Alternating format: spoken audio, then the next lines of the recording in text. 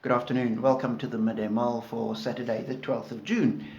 Yesterday we were reflecting on Deuteronomy, where Moses was giving instructions about celebrations, and we're saying that we need to celebrate before God. Our lives and our faith needs to be filled with joy as we look at what God has done, and we give Him the glory and the praise. And then I thought, what happens when your life isn't in a position where you can do that, where things aren't going well, where you're struggling? Do we just put on a happy smile and pretend? The great thing about the scriptures is that it's completely honest, and our experience is reflected in scripture as well. 2 days ago we read Psalm 102, which is the prayer of an afflicted person when they are faint and pour out their lament before the Lord.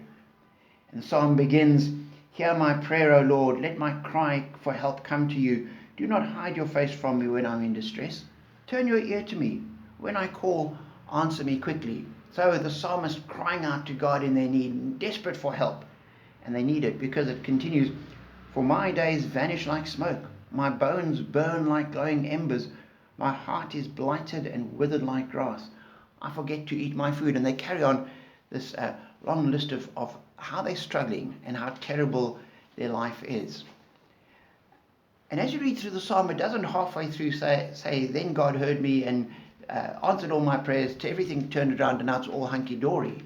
No, it doesn't. It's clear that the psalmist's situation remains fundamentally unchanged, but their perspective changes. And toward the end of the psalm, they say, from verse 25, "In the beginning you laid the foundations of the earth, and the heavens are the work of your hand.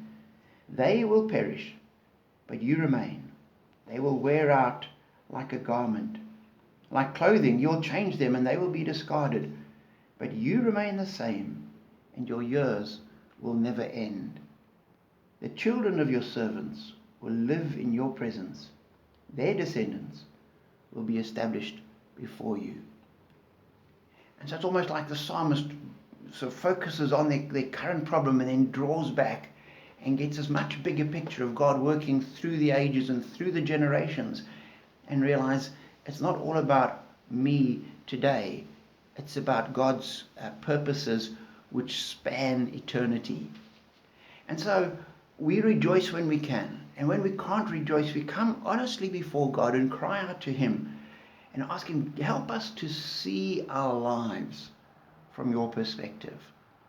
And that will help hopefully make it more bearable. It might not change everything, but it will mean that we will be able to say, my problems are in a much bigger context, and I can see how generations to come things will be different. So I pray that you'd be rejoicing and happy and glorifying God. But if you're not, don't give up on God, because God doesn't give up on us. And cry out to Him. Be completely honest with Him.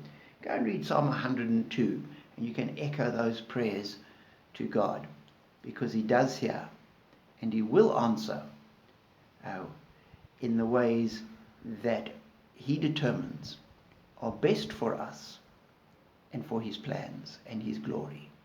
So be encouraged and know His blessing.